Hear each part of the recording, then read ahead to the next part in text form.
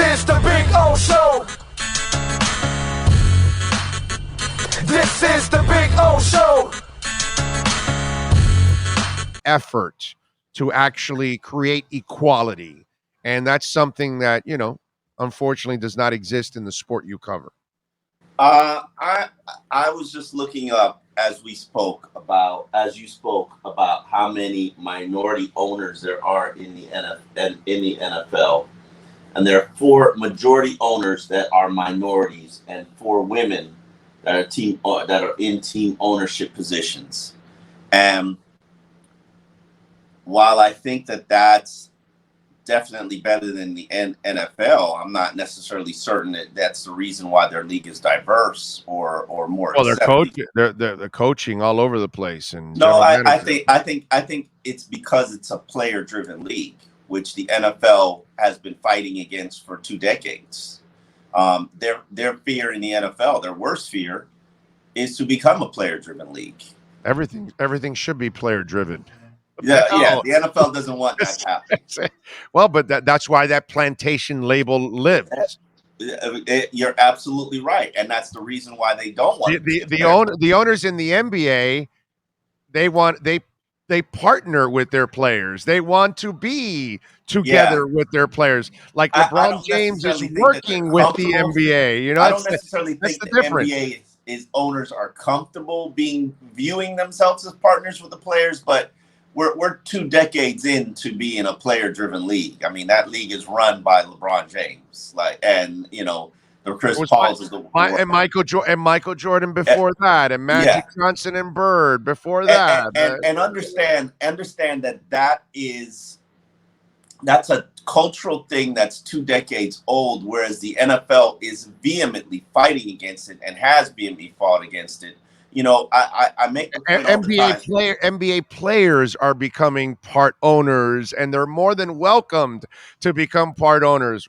Where's the NFL doing that? You know what I mean? Yeah, I mean that is Steve Ross did it when he let the Williams sisters buy it. Yeah, but that was the fluff. That's fluff stuff. Yeah. I'm just that's not real. That's not real. Like, that's not Dwayne Wade. Like, you know what I'm saying? Yeah. The Utah Jazz didn't bring in Dwayne Wade as a fluff thing. No. They brought him in because they believe in him, or Magic Johnson, or whoever the NBA brings in. They're bringing it in because it's legit. They want them to help them get better. That's kind of the idea. They have labored and worked so hard in the NFL to maintain their old boys network and keep the strength of the old boys network and keep the strength of the old boys running these organizations. And even though they've never played football, they're still running a football organization. And, even though, now it's analytics is the old boys network is gaining strength from an analytics standpoint. So it's, but for many reasons, they don't want to be like the NBA. But I keep always saying the same thing, and people don't give Kirk Cousins the credit that he deserves for being the first and only player in NFL history that received a fully guaranteed contract as a free agent. Well, I give him credit for gun and a mask use. Yeah, that's no gun, no mask. But that was such a monumental, and unfortunately nobody has followed it since. But that was such a monumental move, because what people don't understand is in the NBA, it's not written into their CBA agreements that contracts are guaranteed. It just became the culture of that league to the point where any contract that wasn't guaranteed was not acceptable. And it has to do the same thing in the NFL. That it's the same thing in Major League Baseball. It's not the culture. It's not in the contracts. It's just the culture of that league. And the NBA has to get to that point. And we know, because of the nature of injuries and the short careers, that they'll fight tooth and nail to not allow it. And I think the new CBA deal probably took a step back from it. But you got to slowly knock down, slowly chip away at that rock to create the sculpture that you want. And, since Kirk Cousins did it, nobody has followed and chipped away at it.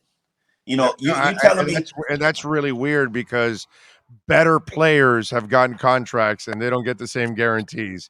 You really, telling me, really weird, dude. but it's just a mindset and a culture thing. You telling me that Patrick Mahomes could not have gotten a fully guaranteed contract? Right. Russell Wilson came up next after Kirk Cousins, and he didn't get a fully guaranteed contract. Right. He could have, he should have, but it has to be. Aaron Rodgers doesn't get a fully guaranteed contract. Tom Brady doesn't get a fully Nobody's getting a fully guaranteed. If Tom Brady was coming up, thing, was leaving New England and said, "Let me get a fully guaranteed contract," you don't think somebody would have lined up, or every team would have lined up to offer him? I wish you would have met Flores on the yacht, had that conversation.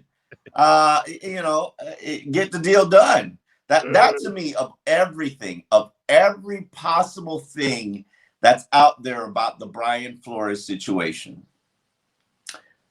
Yeah. That to me, when I read the lawsuit, civil suit, two times, all 58 pages, that to me stood out there as the one thing that did not make any sense.